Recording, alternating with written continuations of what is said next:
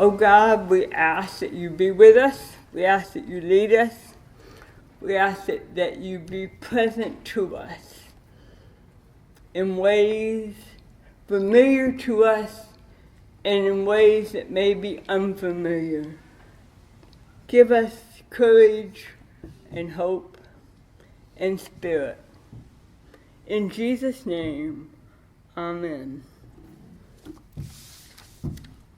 I am Jeanne Tyler. I am a person with cerebral palsy. I'm a person with hearing loss. I'm a person with dystonia, a neurological condition my doctor thinks is from, my neurologist thinks is from the cerebral palsy. But I am much more than that. I am a child of God, created in God's image, and part of a community of faith. I am a seminary graduate from Chicago Theological Seminary. I am an ordained pastor. I serve four churches in 3 settings, and I have retired from pastoral ministry. But I'm still carrying on the work that I've long carried on, because I wrote my position paper at seminary on being born in the image of God. Some 35 years ago, 40 years ago, I guess. My, how time flies. I want to start out by talking about core values. Our faith is over 2,000 years old. In fact, our faith stretches back probably 4,000 years because of our heritage is Jewish. 3 biblical images are vital to my faith and my life. One vital biblical image is the story of creation. One is from Genesis 1, verses 26 to 27, in which God created humankind. Humankind is created in the image and likeness of God. The diversity of humankind is astounding to me. That diversity includes disability. While in seminary on Good Friday, up in the library of the seminary, I had the revelation that even my hands, which spilled coffee and took terrible notes, were created in the image of God. That was a powerful moment for me. The second image is of the Lord's Supper, in which all find a place that is accessible to Jesus and to one another.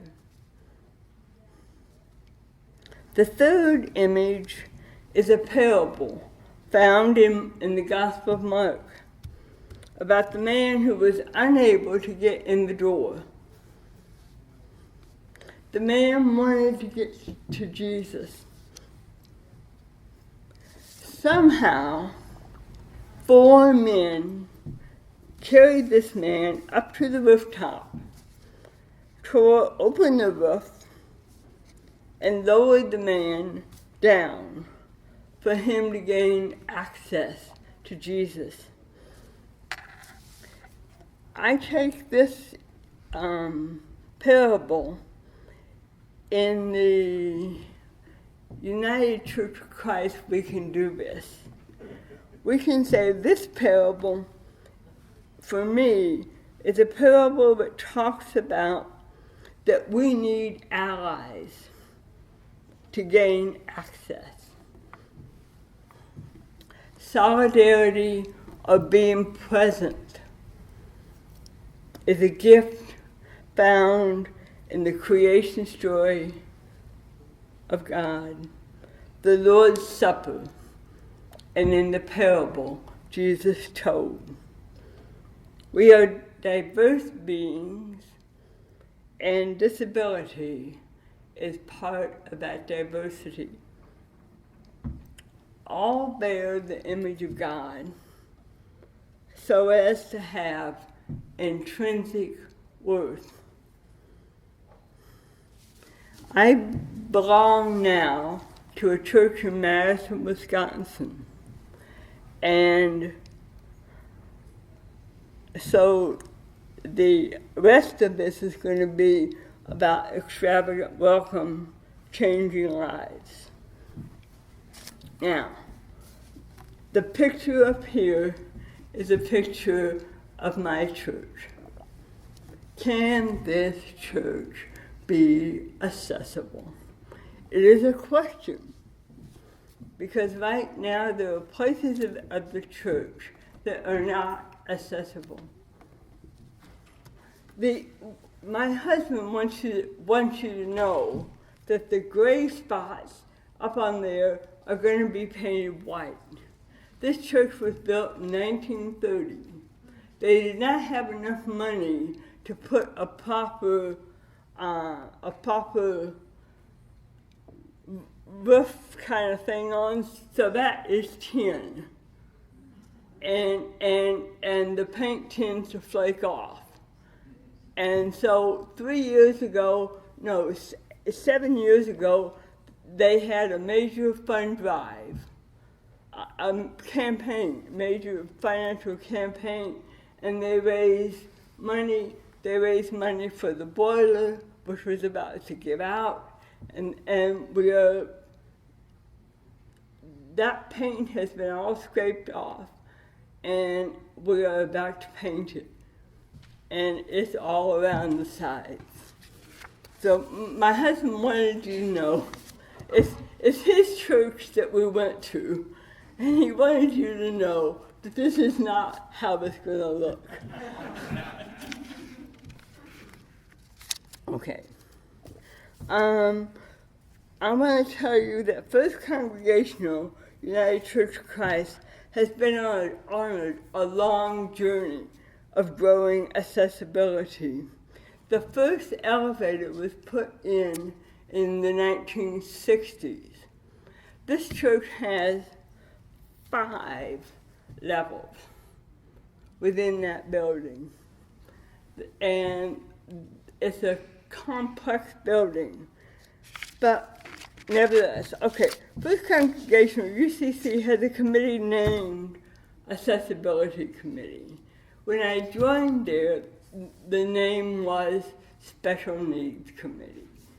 And I have moved them to say that this is an Accessibility Committee. This past week, we held our Accessibility Sunday worship service. The staff person assigned to us, to this committee, is the Christian Education Director. The committee began because of children and their different learning styles. The committee's focus has brought to include all people with disabilities and mental health challenges. This committee works on growing accessibility through programmatic as well as building changes to further accessibility to all. We engage mental health challenges and physical disabilities and intellectual disabilities because we believe none of these should separate the community from each other or from the love of God. Our senior pastor, Reverend Aldana Hazen, stands with us. I think the mission and ministry of accessibility works best when the pastor is supportive, and engaged. I think it is essential to have the support of both the pastor and some key leadership people in the community. Now, this is a picture of the church. It looks a little bit like a New England church. This is the front of the church with the front steps. The steps are formidable, as you can see.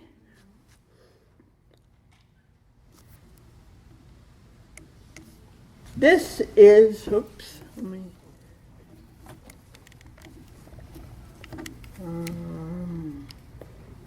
this is the side door on University Avenue.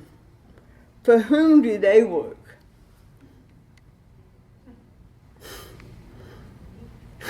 Yeah. For whom do they not work? Are there accessible entrances to this church? I'm going to try and... good. Okay, this is the entrance that has become the de facto entrance to the church. It's a side entrance. And most of the time people use this entrance. Our pastor says no steps for people who use walkers or wheelchairs, and there's an automatic door opener. People use this door carrying books or children or food. They use this door if they have difficulty in opening doors or holding doors open. People use this door when they use crutches or walkers or wheelchairs to ambulate. There is another accessible entrance on the side of the church. Nope, this is, as you come in, this is the sidewalk to the accessible entrance. So they carved out the sidewalk so you can come in without a step. The people who built this building made money by making steps.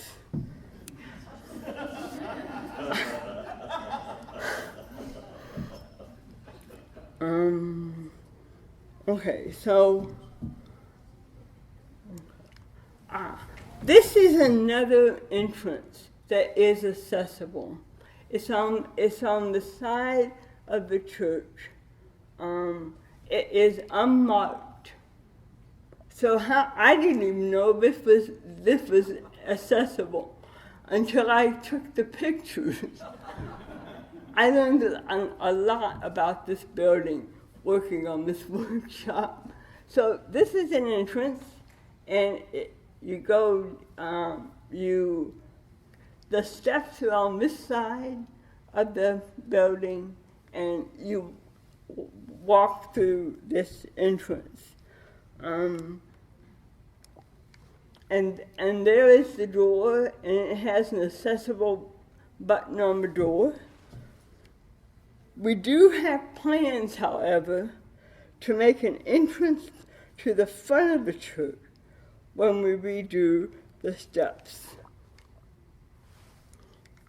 This is a plan that will make a ramp that we think that will be ADA compliant and will take us up to the front door of the church. And that will be a major sign to people who are outside the church that they can come in with a wheelchair or a walker. The reason we're doing this is because when it rains, the water runs into the building through the cracks in the steps. So we have to replace the steps. And so this is an architect's drawing of for a ramp that will identify the accessibility of the church. Parking is an issue at church. The church building is located on University Avenue. Across the street are university buildings. On the other side is the university football stadium, and on the fourth side is neighborhood housing. The church, however, owns 2 small parking lots that were housing in the neighborhood. There are parking stalls that are designated for handicapped. Now, mind you, this is a progressive church, and that sign is going to go down. I mean, it can have for the elderly and the disabled, because we're not coming there with caps, begging for something. Okay. The sanctuary is on a different level than the accessible entrance. This is the accessible entrance. No, that's not it. I had it before. There are stairs. Okay, let's look. This is the accessible entrance. That's what I'm talking about when I'm talking about stairs. You get into the building and you have stairs and a walkway. And also there's an elevator that takes you to the sanctuary on one level and to the fellowship room, kitchen, and dining room in the basement, and to the 3rd floor, which has the Sunday school. The building is a fairly complex one. It was built in 1930 with a full-size basketball court, which is no longer apparent. So they carved up the insides of the building. But these are the steps. And this is the elevator that's before the steps.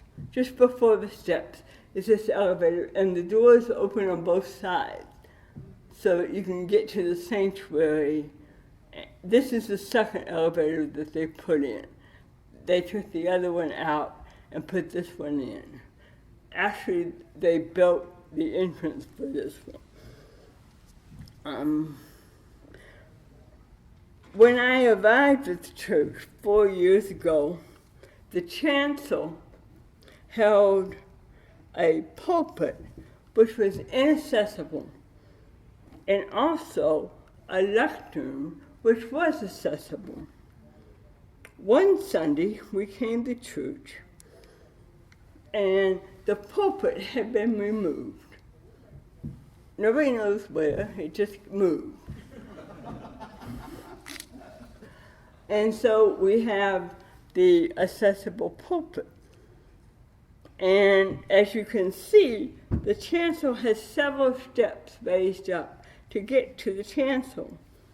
There was no railing on the stairs, and one Sunday they had an elderly lectern reader, and the next Sunday he was kind of looking like he was going to trip maybe. So the next Sunday we came and we had the railings going up to the sanctuary. But the chancel area is not accessible. And you can't get to the chancel area. I thought maybe you could get to it some other way. And I looked for the doors when I was doing this project. And I asked Reverend Hazen. She said, nope, no way to get up there. So that's another project for the future. At the direction of a family with a daughter who was developmentally disabled, a pew cut was made so the family can worship together comfortably. Another pew, this is the pew cut. Another pew cut, of course, has been made on the other side of the sanctuary. And we're having some discussion in the accessibility committee because we've noticed that other people want to use this. And so we're worried, we don't know quite how to handle this.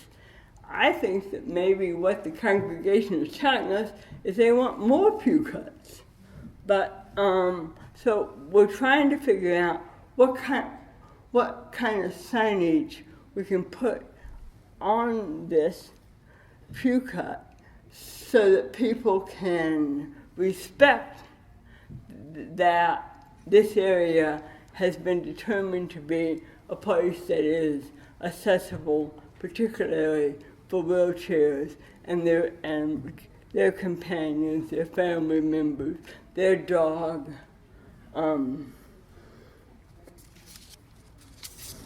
Additional pews will be removed in different areas to accommodate other people. We're talking about marking them. Okay, so let's go. We have 2 accessible bathrooms on the sanctuary level with wide doors and with room to accommodate walkers or wheelchairs. The other bathroom on the sanctuary level is accessible but lacks room.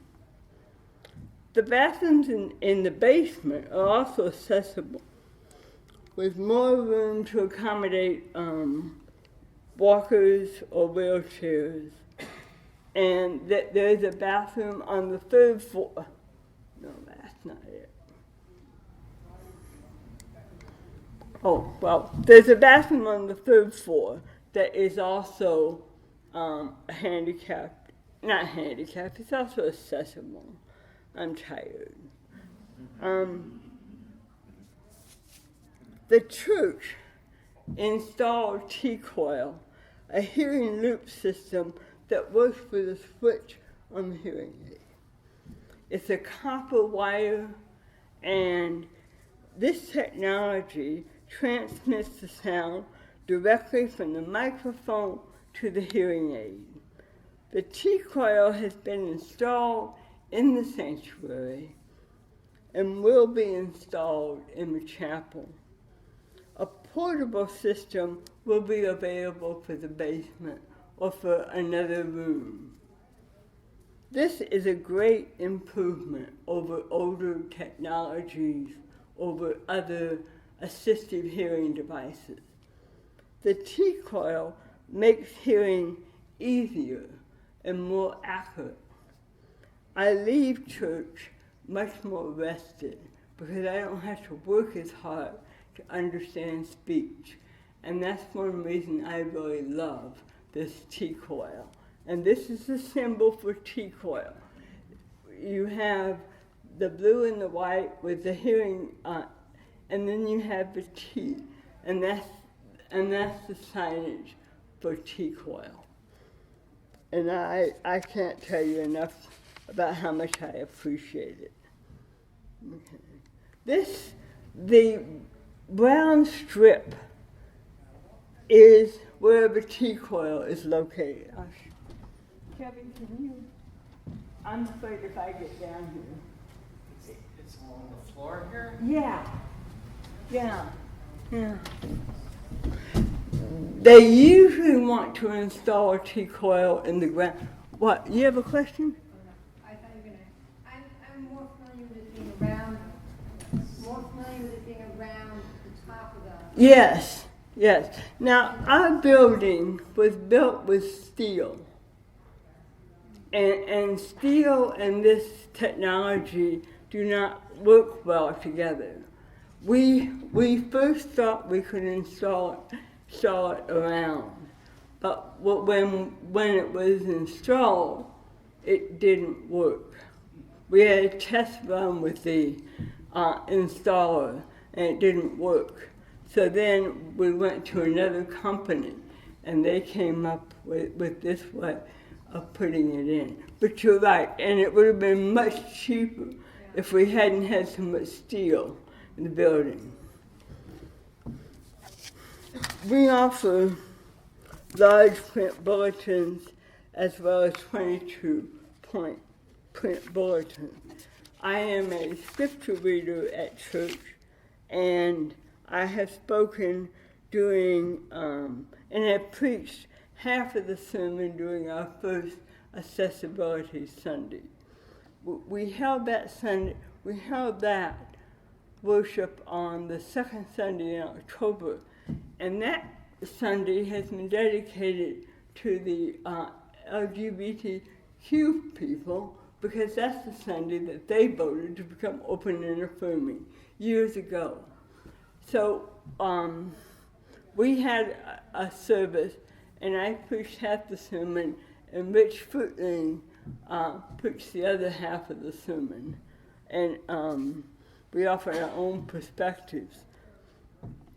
We offer, and I have also spoken during Because of Your Generosity moments. I have to tell you, I'm an usher now. The first Sunday of the month, I usher. I think it's so much fun. You know, I really do. I like it. Our Christian education director is very aware of different learning styles and uses all the senses and ways of learning to make our faith journey real to children and to teenagers. I was invited to talk with the children about my faith journey, and that was a good experience.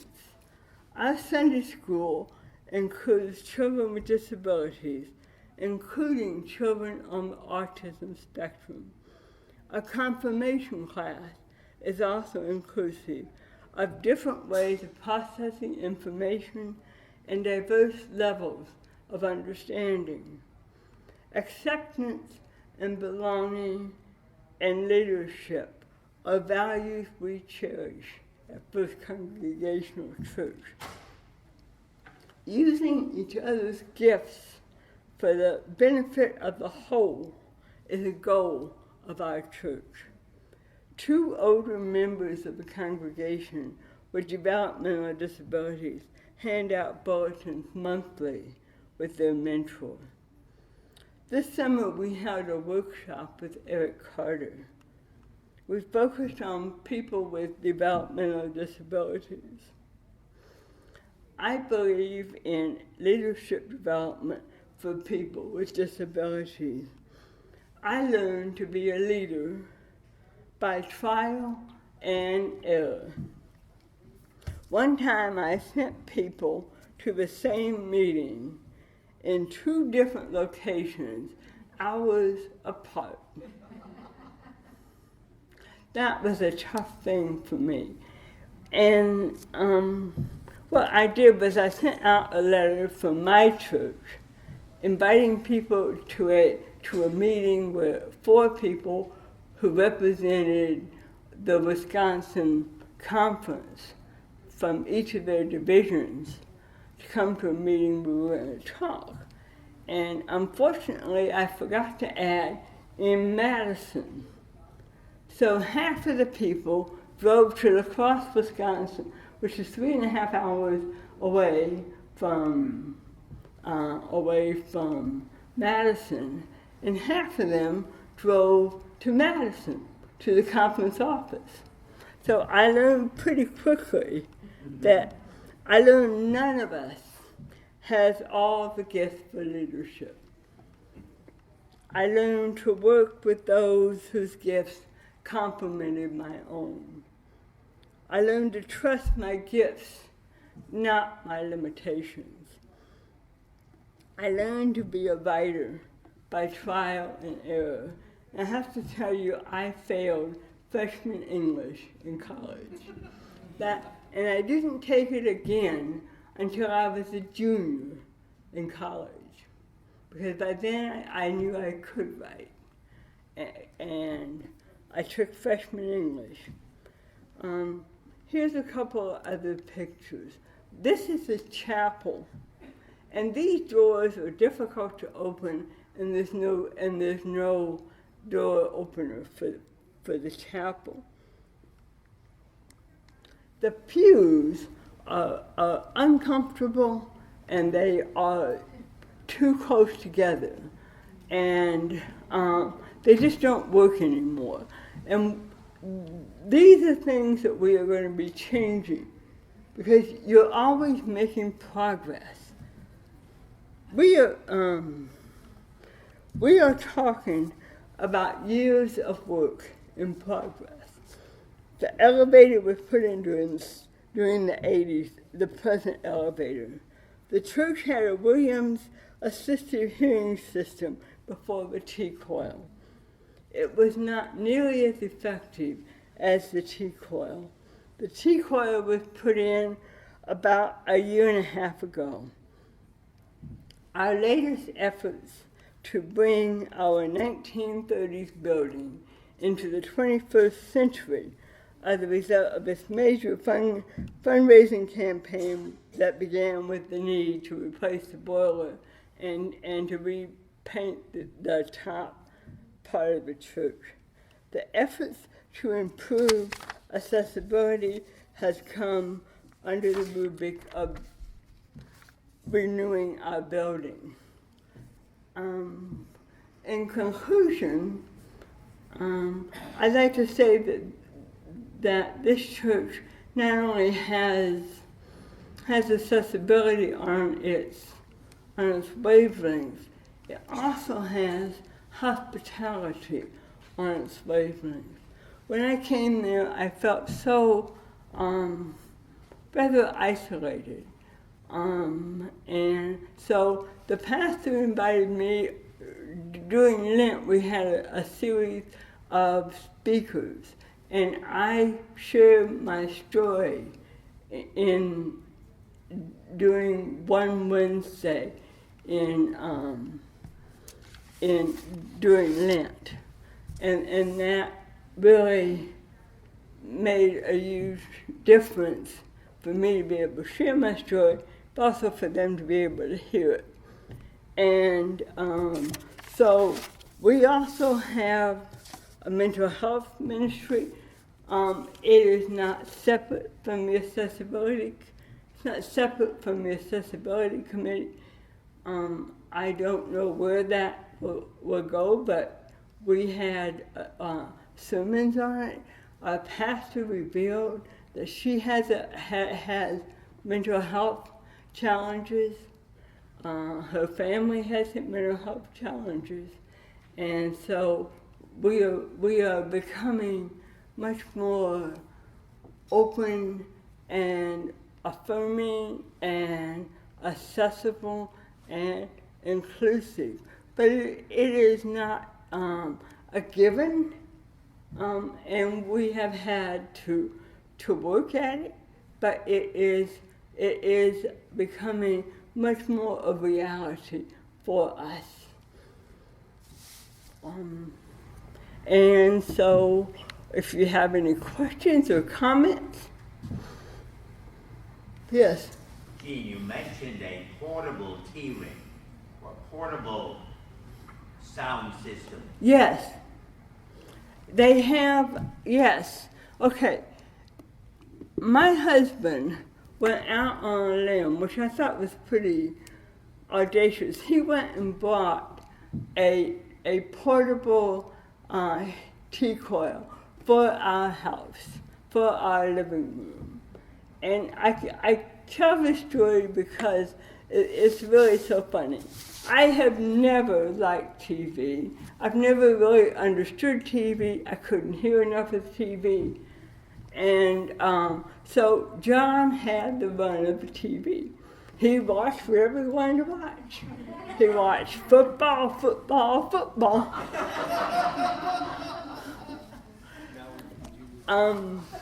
And so we got this. John read about it in a magazine, a hearing magazine. A Harris Company hearing magazine, and that was selling things. And they had this portable T-coil. And John thought, I'm going to try this. It's $200. I went, John, you're going to try this. It's $200. Well, it really works for me. John has lost the sole proprietorship of the TV because I can hear it now. I can understand the speech. So, yes. I think I'm maybe mishearing you or not hearing you, funnily enough. When you say T, like the letter T? Yes. Coil, C-O-I-L? C-O-I-L. Coil. It represents the coil refers to the way that it works. Physically, there's a little coil in the machine that sends information into your hearing device. Receives information from A phone. It was developed because people with hearing aids get a lot of feedback when they use the telephone. Right. Now, And this. Put it on your ear too, or you just have it in your vicinity? I mean, where you're sitting? T-coils the T-coil receptor is in most hearing aids that are given out these days. But what happens if you are you're not wearing a hearing aid, but you still have difficulty hearing? You can access it through a receiver. You get a little box like the Williams system, and it runs it runs to the plug-in that you put in your ear, just like you do with the old Williams systems. Yeah, that. Yeah. Is that what it looks like? This is one receiver that you put this in your ear, a little headphone thing. How cool is that? What? I said, how cool is that? Yeah, it's pretty cool. It is pretty cool. There is information about the T-coil in the actual. If you go there on a small table, there's a bunch of folders all about the T-coil. Yeah. I think I picked one up yesterday. In fact, it's gray. You go. Is that this one? It's a gray one. You have a That's question? it. Tell me what the T A stands couple for. comments. A couple of comments. Okay.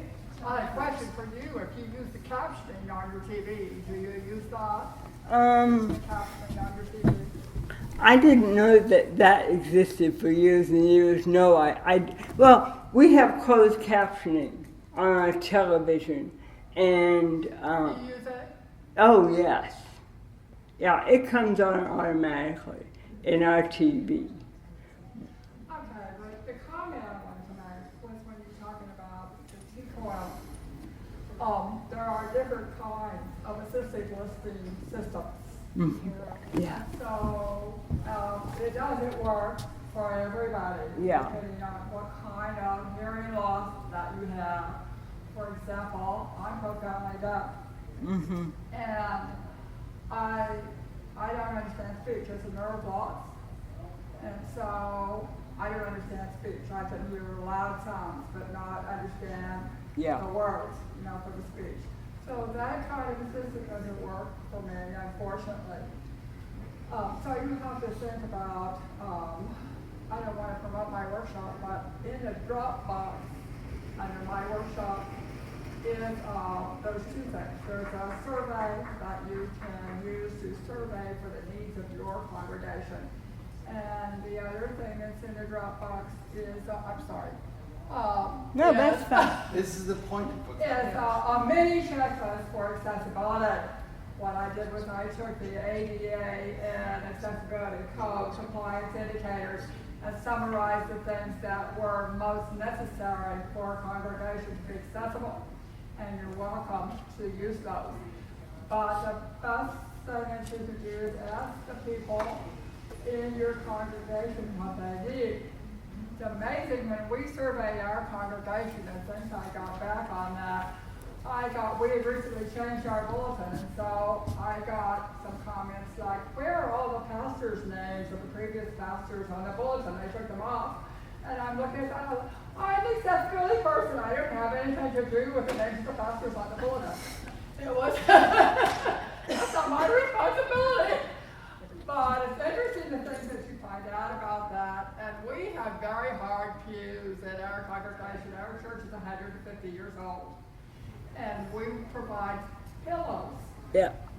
People can go to We very do simple, too. inexpensive accommodation that you can make so people can be comfy during the worship service and have a pillow. And the other thing that we did recently was we purchased new Bibles, and when we purchased new Bibles, we purchased 5 large print Bibles. So I think, the checklist I have has for long-range planning and short-term planning on it, so that you can think, okay, I can do this now, it's readily achievable. But this is something like she did with the roof, I have to raise money for to make it more accessible. Mm-hmm. But I was looking at your sanctuary, it looked to me like there was enough room for a ramp. We have a ramp in our sanctuary to get up to the central area. Yeah. I think that's finally going to happen because our pastor has told me that is on the list of things to do. I'd also like to close by saying all the accessible things that we do are not going to be enough for everybody, because somebody somebody can come with a different disability, and you're going to have to widen the doors wider somehow. We are not our church has not said that we're accessible to all. We say that we are on a journey towards an inclusive church. And we are making some plans about worship to be inclusive of people with developmental disabilities, for example. So we are on a journey towards accessibility, inclusion. And that's, so thank you. I have one more comment that I thought of while sitting here. I wanted to give a word of caution with using the accessibility symbol. I always think you should market your accessibility, but if you use the accessibility symbol, it gives a message to people with disabilities that you may have a level of accessibility that you don't. Our congregation is extremely accessible, but we still don't use the accessibility symbol because we're not there yet. If we put that symbol up, it's saying that we are incredibly accessible to anyone that comes in. And so if you have an old church like we do, you have areas that are not as accessible as they need to be. So I think it's important that you're honest with advertising your accessibility. If you don't have an interpreter, then you're not fully accessible. If that person, if you're open to the public or people say, like, I come into your church, I would, if you have that, I would expect there to be an interpreter available on advance request. And that's okay to say interpreter available on advance request, because we have responsibility as people with disabilities to let you know what we need. You don't have to have an interpreter available for every service for every Sunday. We do, because we have a deaf ministry, we have several people who are deaf, so we have one. But if you step on advance request, I see that, hey, I got a call, and make sure that there's an interpreter. So I just wanted to throw that out there because you have to think that through. You don't want to have a level of expectation for the community that you don't really have. That we are, really, it is. That's certainly true. And so we're talking about becoming accessible to all. And so thank you for that comment, because it's pretty hard to be accessible to all, for everyone. But be accessible to all is a moniker in the UCC, like ONA is a moniker that churches can adopt. But to be able to adopt the accessible to all covenant that you make with your congregation, you don't have to be accessible to anyone in the whole world. You have to be on the process of trying to become more welcoming, opening the doors wider as possible. And it's a process. So I think A2A, being accessible to all, is not an end point, but a process. And so that's an important thing to remember. And so I'm going to follow Jeanne and talk about my churches and some of the churches that I've helped work at becoming accessible to all, what our experience is. And it was very interesting. I enjoyed listening to Jeanne's conversation about the physical structure and the layout and the chairs and the ramps and the stairs and all that. And it got me thinking, I hadn't thought about this before, about the physical layout of our institutions and our structures. Like, why am I up here and you're down there? Well, it's because it's easier to see me, but it also sets me apart from you. And you notice I'm taller than you all, standing up here. Am I better? Is that an implied that I'm better or more powerful? I have something to say to you? Well, you're all here listening to me, so I guess I do have something to say to you. But that's the way our churches are laid out too. Almost every church in this country has stairs to get up into the sanctuary, and that's why the church is lobbied to be exempted, specifically exempted from the ADA. So the ADA does not apply to churches. Thanks to churches lobbying, not because it's a good thing. In fact, it strikes me as being very un-Christian and un-Buddhist and un-Muslim, un-everything, unethical to exempt yourselves from having to serve everyone if that's who you say you are. But so we don't need to become ADA compliant because that's the law, because we're exempted from that law. We need to be ADA compliant. We need to be more than ADA compliant. We need to be welcoming, because that's who we are, I think. And so ADA is a process, and I'm sorry, A2A is a process. And a good example is my church where I attend, the First Congregational Church in Boulder, is Boulder's a pretty wealthy city, and we're a pretty old church.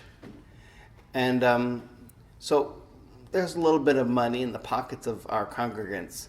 And so we've been able to make some changes and expansions and changes in the layout of the church and all that was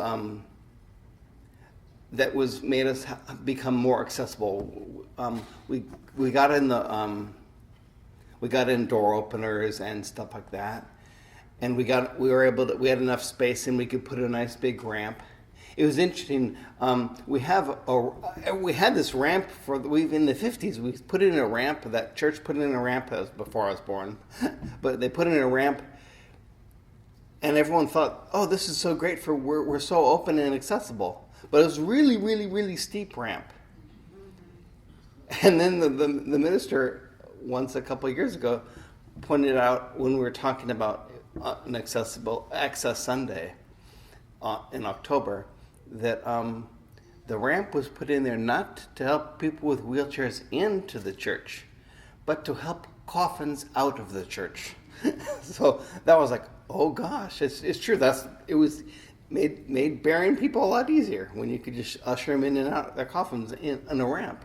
So now we have an accessible, slower, more reasonable, ADA compliant ramp. But it's a process, and so I think 2 or 3 years ago we had a really well-known writer whose name I forget because that's my disability.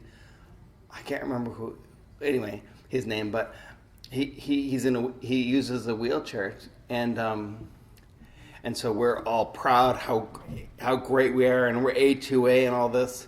And then it wasn't until he arrived and he had to get ready for preaching that he's like, "Where can I go to the bathroom?" And we thought, "Oh, well, there's a bathroom ooh, no door openers on the bathroom. So we had people help him open the door for him. And you might think that's an easy thing. It's easy to do, and there was people there that could do it. But it's rather demeaning to be able to have to ask someone if you can go to the bathroom. Can you help me get into the restroom? So we pretty quickly got in a door opener into the men's bathroom. So that was part of our process of getting better. And I think that, and if once you get into the sanctuary in church, in most every church, where the preacher will be raised up. And this, in a way, sets us preachers apart from the congregation. And this goes back a long, long way, some thousands of years ago. Because, they had the holiest of holies where you and I could not go. Even if we were rabbis, we could not. You had to be a special rabbi to be able to get in there. And what that does is it helps us establish our power and position and privilege as being able to go into the holiest of holies, or be able to stand up next to the altar at church, which is usually raised up another step above the rest of where the priests are, or the ministers are now. And that the physical separation of the people from the congregants, the ministers from the congregants, and God from the congregants, was a way of establishing power. And I think that I'd like to believe that we've moved beyond that in this time. So God is amongst the people. God's down with you guys down there on the carpeted space, not where I am. Although a little bit of God is here, but God is everywhere. And so I think that's what we need to do. We need to change our churches to help emphasize that God is amongst us all, and God welcomes all. We all bear the image of God.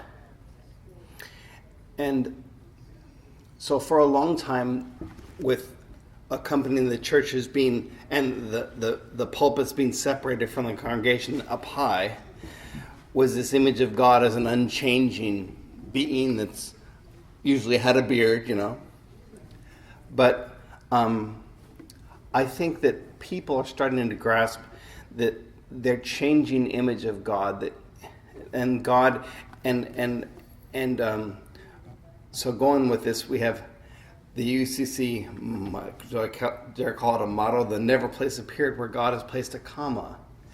God is unfolding in us all of our lives, and we have to be sensitive to the unfolding of God and the relationship we might have with God. And that's what we're called to do, and that's where we're called to be. And so if that involves not the ministers up away from the congregation, but down on the ground on the sanctuary floor with you, that's great. It helps because you don't need to have everyone's on the same level. I think that's an important thing to remember. And also, the thing that I'm afraid of is because I'm talking about this physical structure and layout of churches, and everyone always talks to me, well, we don't have enough money for an elevator, or, well, they see all these physical changes that they'll have to make to become A2A, and that's not so. To become A2A or accessible to all, you need to change primarily your attitude, because it's your attitude, the attitude of the leaders of the church and the congregation that blocks people with disabilities from attending church. That's happened. I have lots of friends with disabilities. I'm in an acting group that is all performers with disabilities, and very few of them attend church because they don't feel welcome. Not because only a few of people in the group, let's say 10% or so, use wheelchairs, but people who, like me, look normal, a word I hate, but they don't feel welcome in churches because of the impressions and the attitudes they've gotten from the other members of the church. So that's the critical thing that needs to change in churches if they want to open the doors and welcome all. And fortunately, that's the good thing. That's what we're employed to do at churches, is to change attitudes and beliefs. So we're good at that. We're ready to do it. So the time is now. Let's see what else. I think that's all I have to say. But I want a conversation here. So we got a full half an hour. Yeah, Jim. There was some mention of a curriculum, but that's not available. Right. What the deal is Jeannie, I don't remember when everybody, Christ's body was originally published or made available. Is that 96? Earlier? Yeah. Earlier than 96? Okay, yeah. So that's been a booklet that has been available for some time.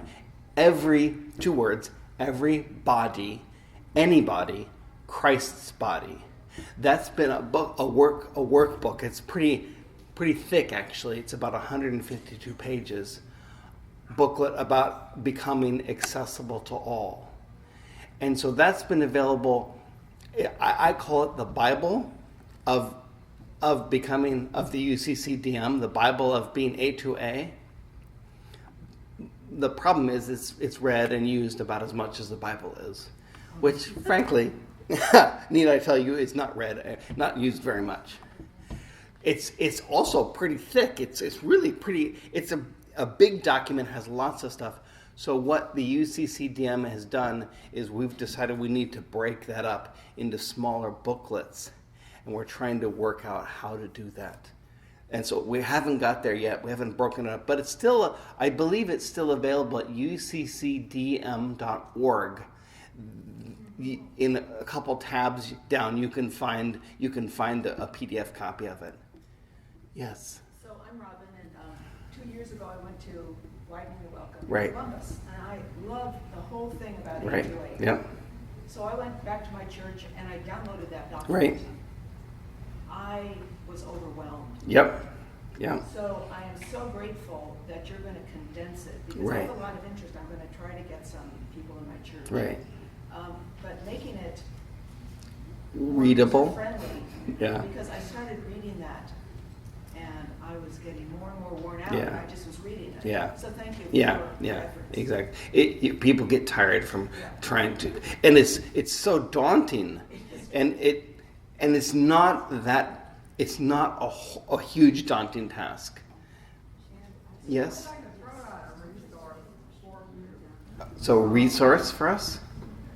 Yes, that's okay. Mm-hmm. One of the things that I like to promote is partnerships between disability organizations and the congregation. Right. And I'm an executive director of a Center for Independent Living. I don't know how familiar you are with the Centers for Independent Living, but we're not group homes. We are established under the Rehabilitation Act. We're non-residential, freestanding, private 501c3. There's 400 and some across the nation. I'm not sure close to each one of you where the nearest Center for Independent Living is. My point is that one of the things that we do, and we have done since the beginning of time, is provide technical assistance to organizations, churches, businesses, the state, local government about accessibility. And we can do a physical survey. We can also provide technical assistance to your task force or your committees. And you can go in to find the nearest independent living center to you. You can call me, and I'm Candace Lowe, and I'm in the Dropbox. Or you can go online, or you can get a business card from me, or you can go online and key in ilru.org. It will pull up the Independent Living Utilization Rehabilitation Project, and you will see on the side it has a list of documents that you can get from them. And one of them is a directory of centers for independent living. And you pull that up and it will tell you wherever independent living center is in the country. And you'll be able to contact the one nearest you. Thanks. Yeah. Rachel?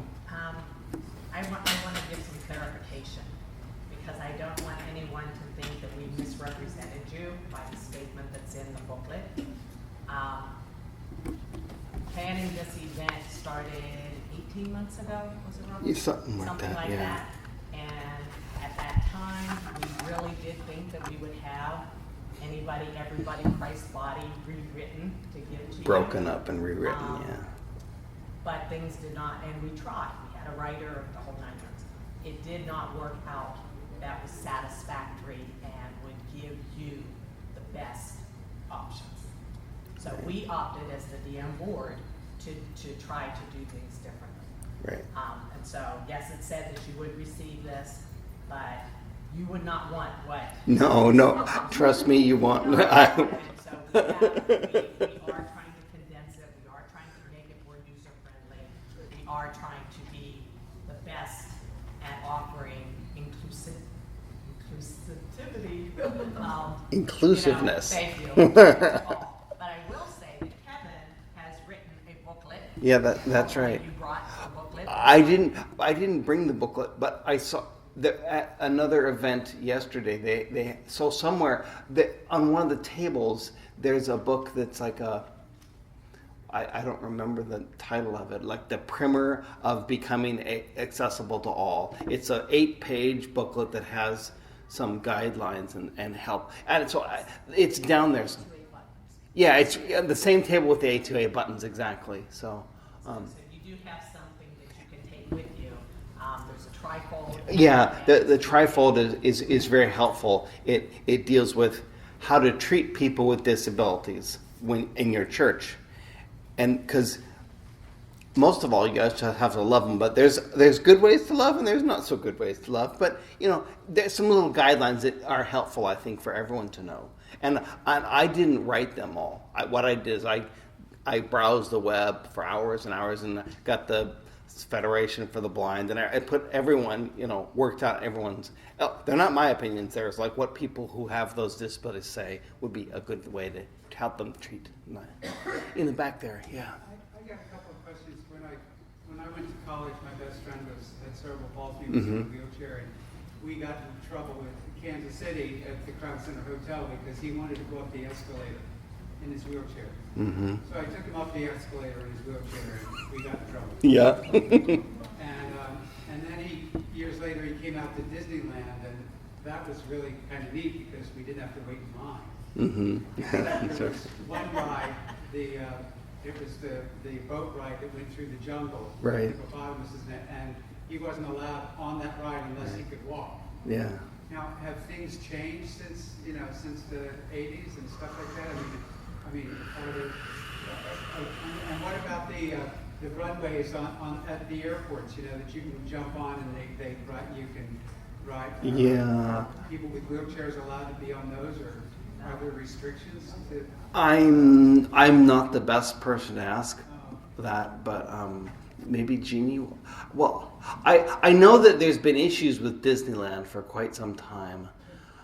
I'm not sure if everything's been ironed out. I know that my son, who doesn't have a disability, but he works in the summer. He works as a safety officer at a local amusement park in Denver, and he's had to pull a few people off of the whirly tilt-a-whirl thing or whatever, and people that have heart attacks and stuff. He hasn't had people with disabilities on, but I think there are rides like a tilt-a-whirl. I think is a perfect example. I don't think you can ride that in a wheelchair. Well, there's lots of rides that Yeah. have to be a certain height. Yeah, and the certain height thing happens. Yeah. Yeah. Go ahead. Yeah. Oh yeah. No, I didn't have my hand up. Oh okay. Okay. We'll go with him first then.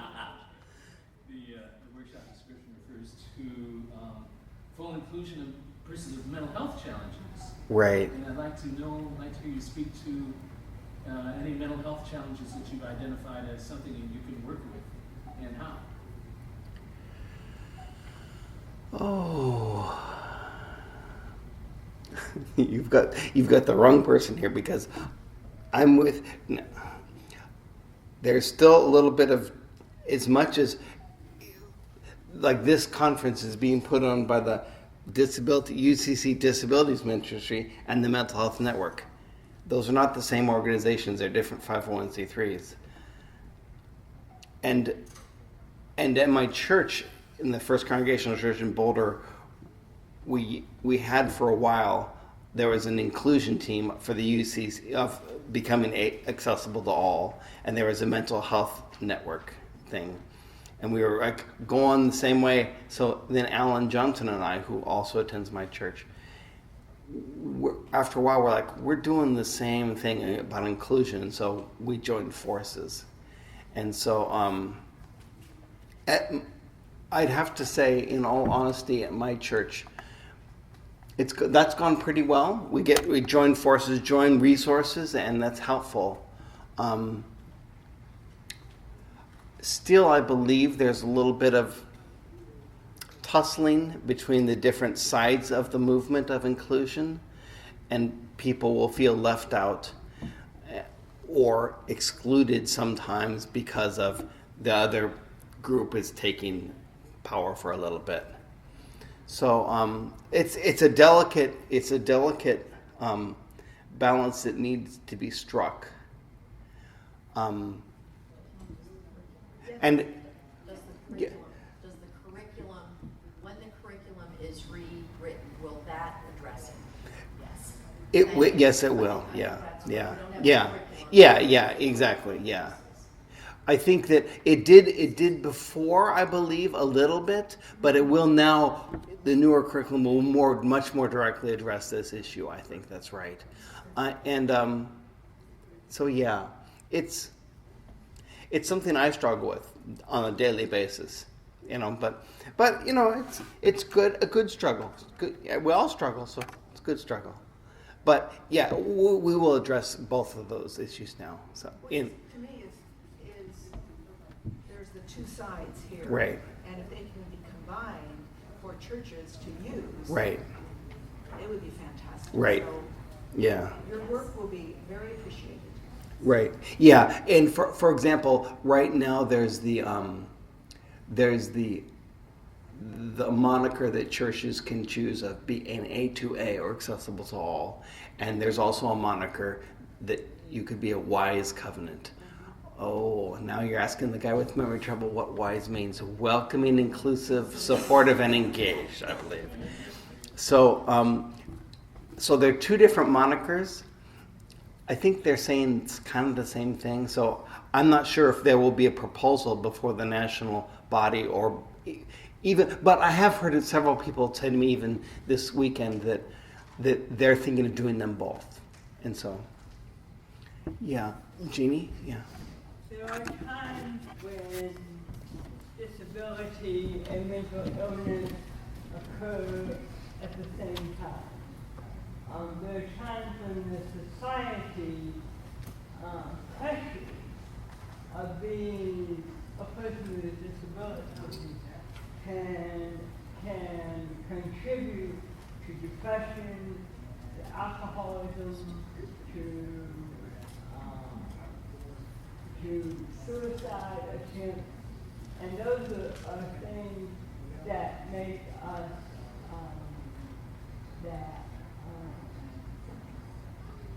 cause me to think that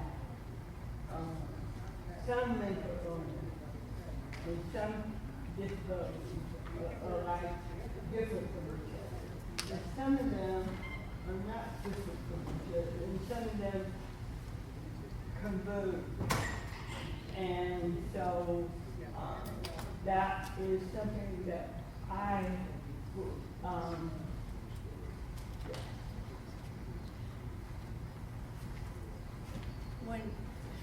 It's so funny, we're all at a loss for words related to how to identify, we're talking about all the things that divide people. you're having a difficult time reconciling disabilities with mental illness, or that's not my bailiwick, that's not my department, so I don't really know anything about this other aspect. But in actuality, we are all members of the body of Christ. Mm-hmm. All right, and each one of us, I think, on whatever level, are broken. Each one of us has areas of brokenness, and those areas of brokenness are manifested in different ways. And what I'd like us to talk about maybe a little bit is what is our motivation for the desire to bring people in, wanting our churches, our church buildings, mind you, to be accessible to all, or be visibly accessible.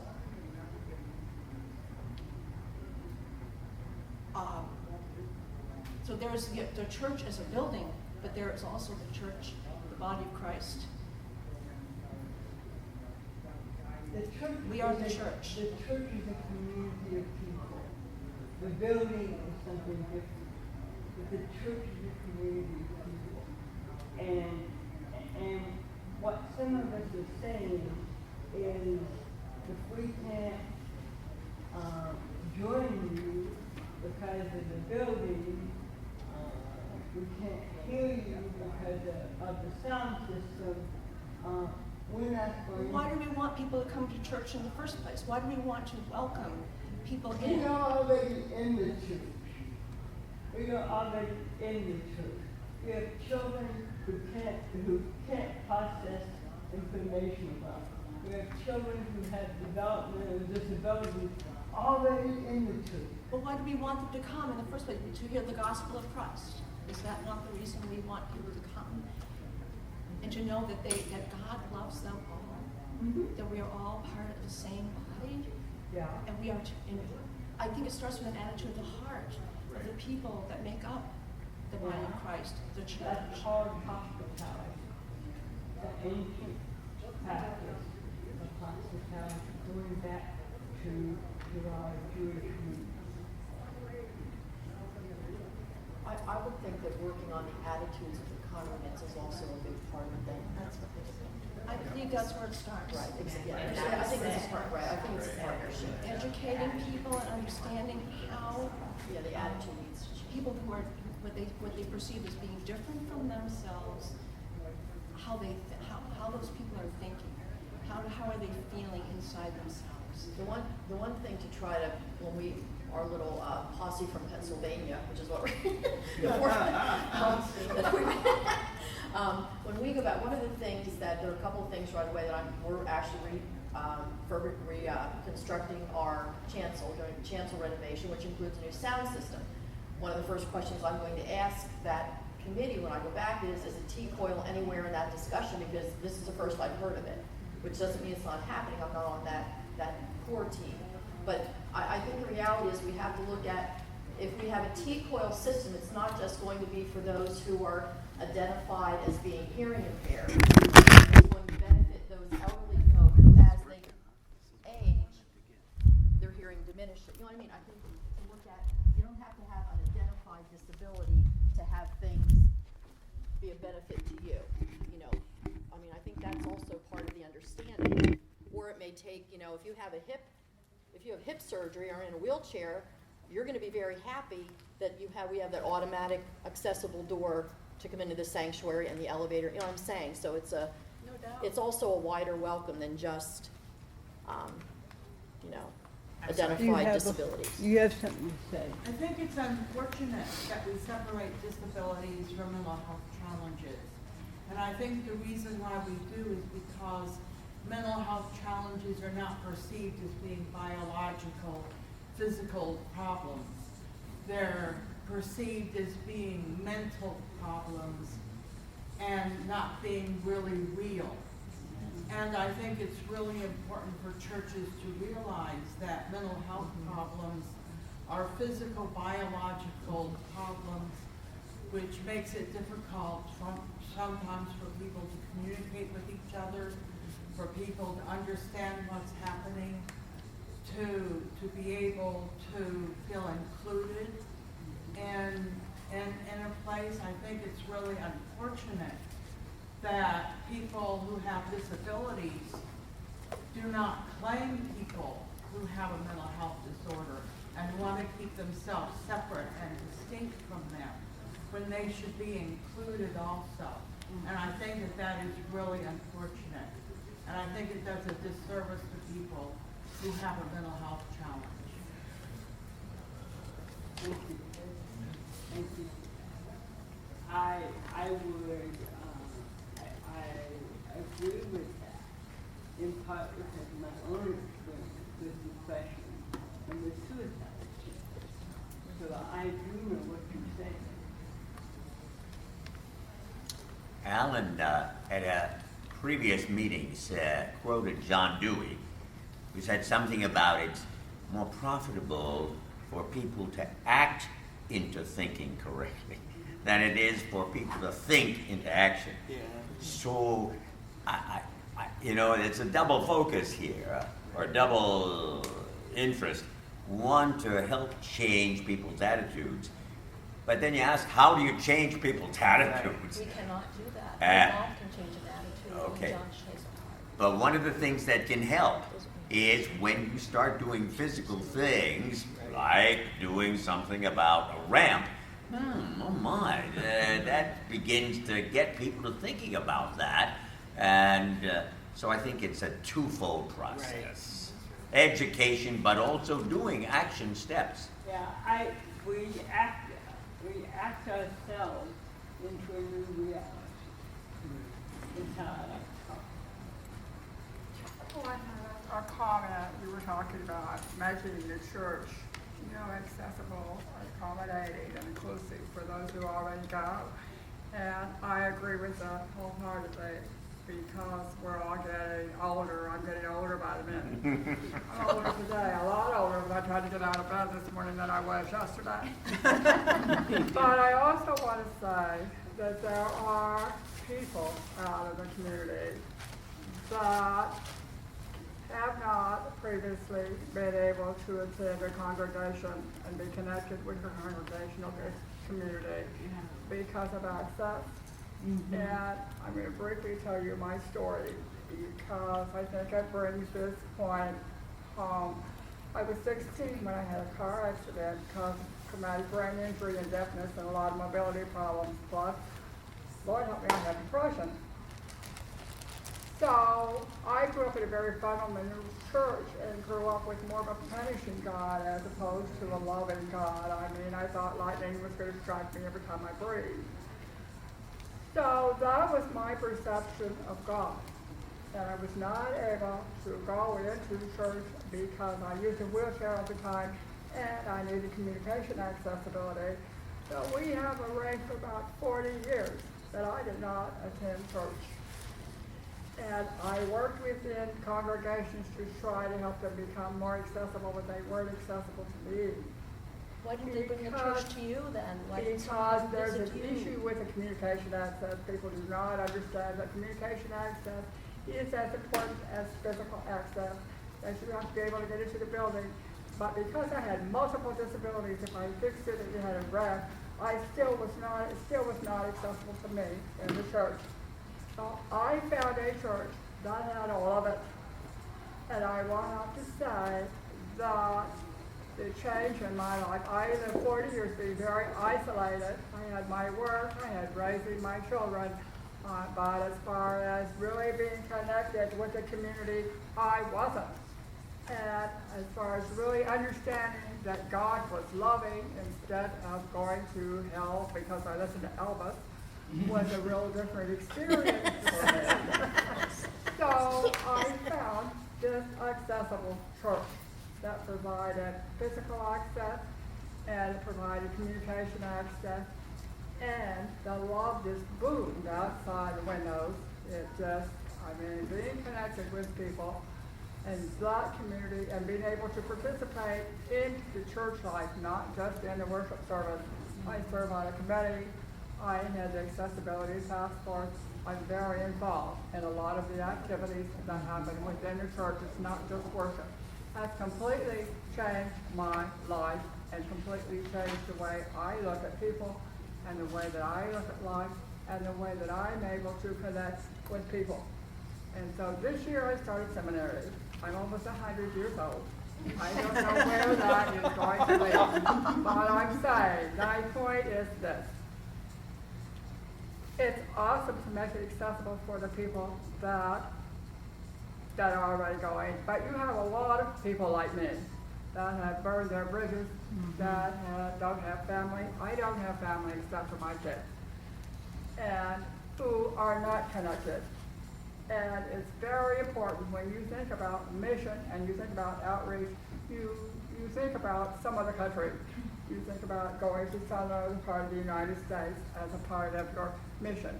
What about the people in your community that are not connected to your congregation or any congregation because, number one, they couldn't get into the building or they don't have any accessibility? Those people are incredibly important too. And I have to say, you never know the impact that one small change that you make can have on a person's life. And that's all I want to say. Thank Good you. for you. Thank you. Very, very well said. And so, in conclusion, I think that we could say that if you're interested in learning more about being A2A and the progress of the developing the curriculum and breaking it up and making it more usable, and if you're just interested in getting started, because you don't need to know all the answers to get started in things. So you can contact the UCCDM. So go to uccdm.org, and there's an email address that you can address it to us, and we can help you get started. Have to continue. That's right, or continue, right? Yeah. Thank you. Sure. Thank you. Thank you very much. Thank you.